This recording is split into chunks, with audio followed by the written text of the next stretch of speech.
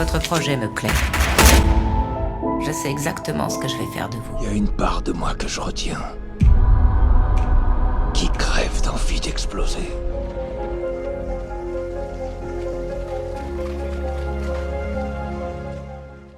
Et yo tout le monde, nous sommes beaucoup d'êtres humains, je pense, à se poser la question légitime, y a-t-il une vie après la mort? Mais la grande question du jour, qui est tout aussi passionnante pour tous les amoureux du football, quel est l'avenir du Barça sans Messi? Je sais pas. Aujourd'hui, la vidéo est sponsorisée par OneFootball, qui est vraiment la meilleure application dans le foot. Elle te permet de tout faire, regarder tout ce qui est mercato, compo, blessure de n'importe quelle équipe, joueur. Et aujourd'hui, grâce à OneFootball, on peut remarquer que encore une fois, Messi tient le Barça à bout de bras. Elle fait absolument tout. Tu peux faire comme moi, mettre le Barça dans tes favoris pour ne rien louper. Bref, OneFootball, c'est génial, c'est gratuit, c'est très fluide et le lien est dans la description. Que ça soit cet été, dans 1 ou même dans 2 ans, le petit Léo, ça fait vraiment bizarre de se le dire, car nous avons tous vécu avec, grandi. L'image de Léo, cheveux longs, sautant dans les bras de Ronny, encore maigrichon, s'élevant jusqu'aux étoiles pour marquer un but en finale de Ligue des Champions. Une chevauchée folle contre le Real. Un Léo rageur, aussi en célébrant des exploits. Mais moi, personnellement, ce qui m'attriste le plus, ce qui m'énerve,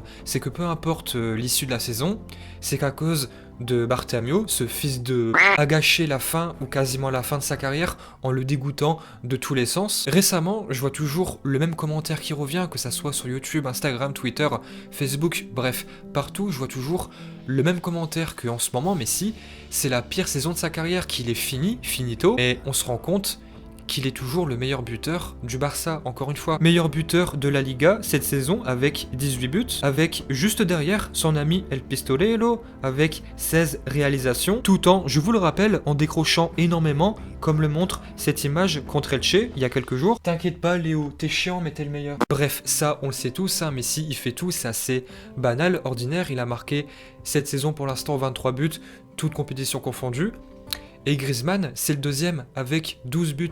Et ça m'énerve, il y a un trop grand écart entre les deux, entre le premier et le deuxième. Parce que ouais, hein, forcément, si tu comptes sur Dembélé pour empiler les buts, hein, on est dans la merde. Ouais, en gros, c'est la merde. Un jour, il y a environ 3-4 ans, un ancien collègue de travail m'a dit « Le Barça aura plus de mal à remplacer Messi que le Real a remplacé Ronaldo. Car Ronaldo, 90% du temps, il sert à marquer les buts, alors que Messi, bah, il fait la passe, il dribble, il crée. Et si je me trompe pas et que je dis pas de bêtises, ces paroles viennent de janvier-février 2018, époque où les Classicos avaient encore une saveur particulière. Donc forcément, le Real, ils ont perdu leur meilleur buteur de l'histoire. Ça pique, ça fait mal. Tu n'as pas su forcément le remplacer car tu ne remplaces pas Ronaldo par hasard, tu fais revenir Mariano Diaz, mais rien ne se passe comme prévu, donc oui, là on peut trouver une certaine logique dans la défaillance madrilène. Ils ont encore un milieu compétitif et tout le bazar. Le Barça a toujours existé, c'est l'un des clubs les plus historiques, même si le succès européen s'est fait longtemps attendre, et le Barça va continuer à exister, Cruyff, Kubala,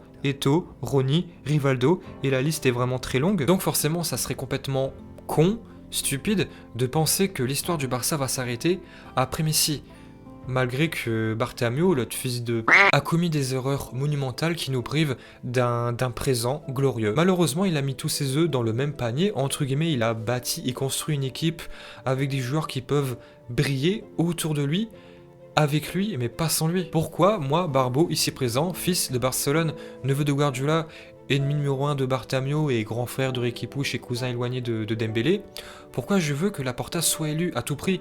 Car c'est celui qui possède le meilleur costume pour régler tout ça, faire les meilleurs réglages. Pour réussir cette transition beaucoup trop importante, le avant, le pendant et le après Messi, et des situations de ce genre, il y en a beaucoup vécu par le passé, il les a déjà réglées par le passé, mais celle-là, elle est peut-être plus difficile, plus délicate, car forcément là nous parlons de Messi, nous parlons du meilleur buteur, le meilleur joueur de l'histoire du Barça, et le faux pas est interdit. Donc imaginons, peu importe l'issue de la saison, imaginons que le Barça se fasse quand même éliminer par le Paris Saint-Germain, mais qu'on gagne 3-1 sans perdre honteusement, qu'on termine deuxième de la Liga, que nous gagnons la Coupe du Roi, et que Messi parte quand même. Voilà, c'est un scénario plus que possible. Les gars, écoutez-moi bien, le remplaçant idéal de Monsieur Messi, c'est monsieur collectif et union. Et pas l'union de Berlin, non, ça on s'en fout, hein, on s'en bat les couilles. On va être honnête, personne peut remplacer monsieur Messi tellement qu'il a mis la barre trop haute. Quand Messi sauve les matchs, hein, donc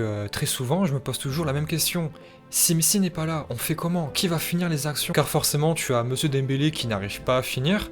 Après, tu as Griezmann qui, de temps en temps, va montrer un beau visage, mais même le plus beau visage de Griezmann, qui n'est pas si dégueulasse que ça, n'est pas suffisant. Et ça, récemment, nous l'avons encore vu. Messi, dans la construction, il est encore très important. Quand il a écopé de ses 2 ou 3 matchs, je sais plus, de suspension, il nous a beaucoup manqué. Et quand Léo n'est pas en forme, ça arrive de temps en temps, malheureusement, bah on n'y arrive pas. Donc, tout à l'heure, j'ai dit que le Real, sans Ronaldo, ils ont plus de mal, ils sont moins tueurs. C'est normal, c'est compréhensible. Mais malgré tout, sans lui, ils ont gagné une Liga. Ils arrivent à gagner des classicos contre nous, Barcelone. En Ligue des Champions, ils se font pas humilier. Et ça, vous savez pourquoi?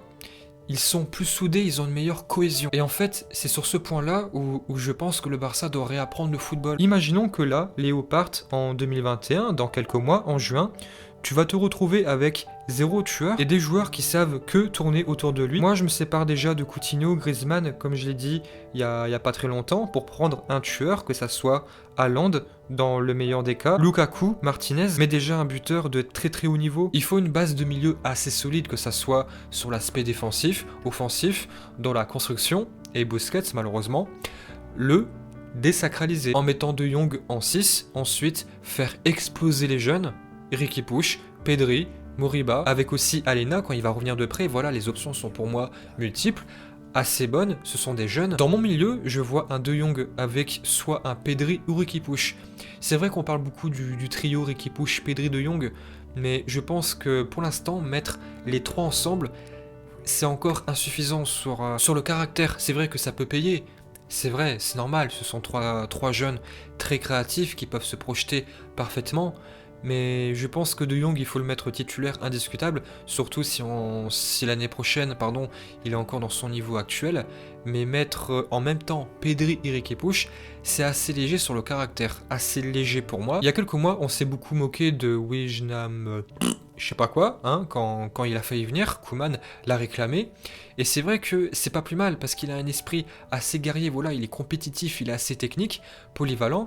Et je pense que si en ce moment on l'avait eu, on n'en serait pas là aujourd'hui. C'est vrai qu'en dans le moyen terme, ou même dans le court moyen terme, j'aimerais avoir ce trio-là, Pedri, Riqui Puig, De Jong. Mais en ce moment, moi je préfère un De Jong, soit Pedri, soit Riqui Puig, ou accompagné de Wijnaldum. Et bien sûr, petit à petit, progressivement, dans la transition, faire une bonne transition, faire exploser le trio De Jong, Pedri et Riqui Puig. Alors attention, quand je parle d'un guerrier, d'un profil assez caractériel, je parle pas d'un Vidal ou d'un Paulinho, non.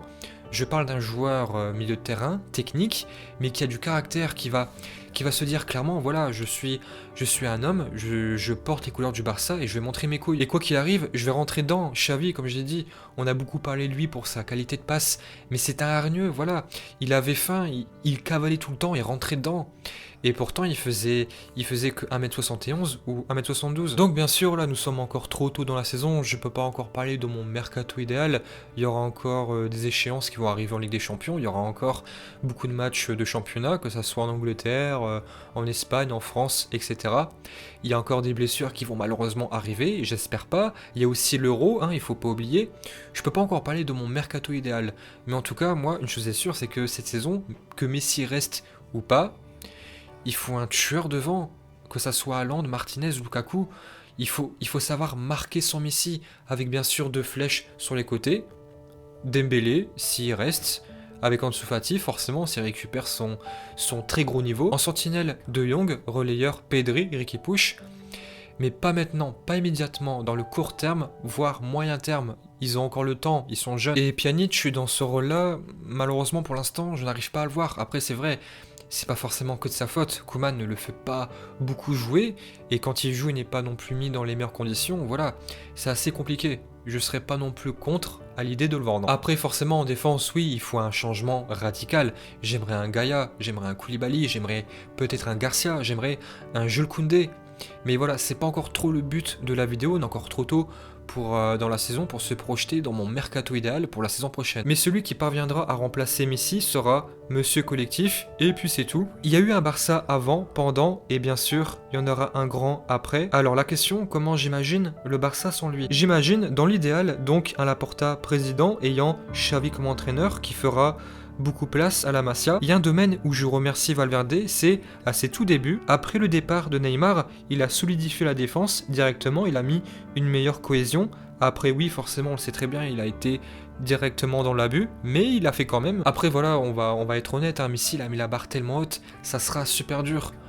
Mais le faux pas est interdit, le mercato, là, si tu loupes, t'es mort. Mais même si Messi part dans 1, dans 2, voire dans 3 ans, le constat, il sera le même, il te faut un tueur. Le mercato là, tu peux pas le louper. Et bien sûr, si Messi reste, ce n'est pas non plus impossible, tu le mets juste derrière. Et surtout, le plus important, conditionner les futurs recrues, que ça soit sur le marché des transferts ou sur la Masia, les jeunes qui vont arriver, il faut les conditionner pour être bons sans lui.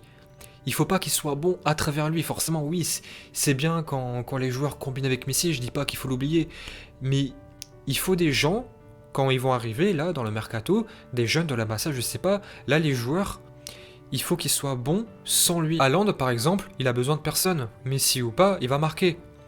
Griezmann, c'est différent, il a plus besoin de tourner autour de quelqu'un. Et maintenant, faire venir un joueur qui va être le lieutenant de Messi serait pour moi un suicide. Au football, le plus important, celui qui sera le meilleur, ce sera l'équipe la plus imprévisible. Et même en ce moment, en Barça, quand le Barça a une bonne condition de balle, quand ils font bien tourner le ballon, tu sais très bien comment ça va se finir. Ça sera Messi qui va marquer le but, tout le temps, quasiment.